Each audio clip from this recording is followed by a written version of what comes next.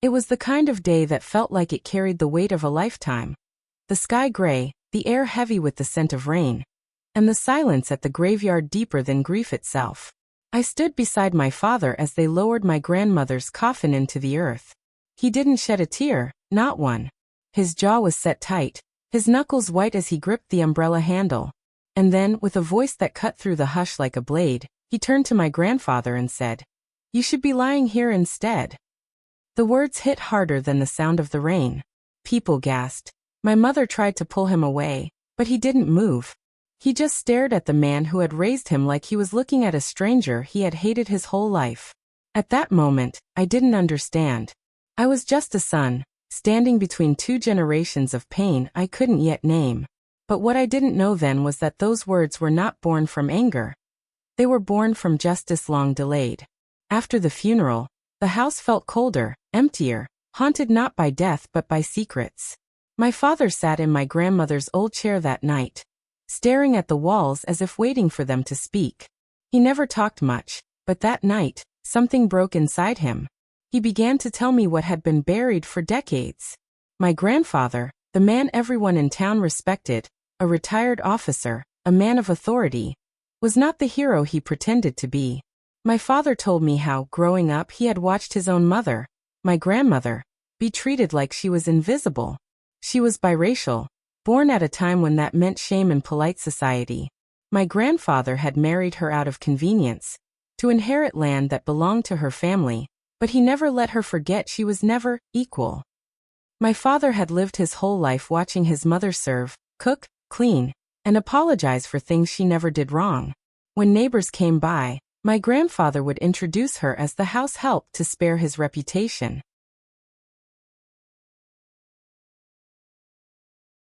And when my father tried to defend her, he was punished. He told me how once, at 12 years old, he had been beaten for saying she deserved respect. His mother would hold him afterward, whispering that love was still worth believing in. But the older he got, the more he saw that love had limits when crushed under hate. The rising tension came when my grandmother fell sick. The years of quiet suffering had worn her down. My father begged my grandfather to get her medical help, but he refused, saying she didn't need fancy care. He didn't want the hospital gossiping about her background. By the time my father took her to the clinic himself, it was too late. The doctor said if she'd come a month earlier, she might have lived.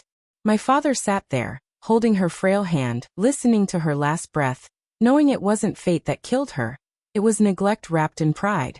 And when he walked out of that hospital room, something inside him changed forever. The climax came years later, after the funeral.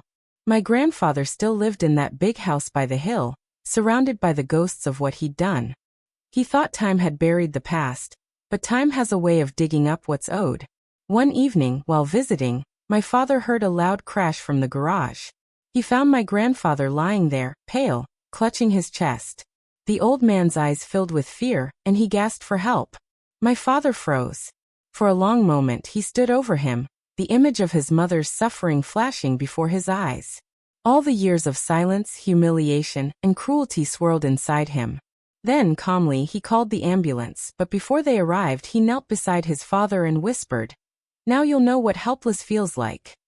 My grandfather's eyes widened, as if realizing too late that karma always comes home. He survived that heart attack, but was left frail and dependent, unable to move without assistance. My father took him in, not out of forgiveness but out of control. Every morning, he made sure his father saw the portrait of the woman he destroyed, my grandmother, hanging in the living room. He'd say, "She deserved better, and you'll remember that every day until you join her." The silence in that house was heavier than any words. My grandfather never spoke again. Some say he stopped eating out of guilt. Others say he was just waiting for death to come quietly. When it did, my father didn't cry. He simply said, "Now she can rest." The resolution came years later when I stood at both their graves, my grandmother's and grandfather's, side by side. I realized then that revenge doesn't always look like fire. It can look like calm, like truth finally told. My father's words at that funeral weren't cruel. They were justice echoing through generations. He had carried the pain of silence and turned it into a reckoning. And as I left those graves behind, I couldn't help but wonder how many other families hide their wounds behind respectability, how many women like my grandmother were erased in plain sight, and how many sons still carry that quiet anger. Some stories don't end with forgiveness, they end with balance restored. My father didn't just avenge his mother. He freed her spirit from a lifetime of shame imposed by a man who thought power made him righteous. And though revenge may not heal the past, sometimes it's the only way the truth finally breathes.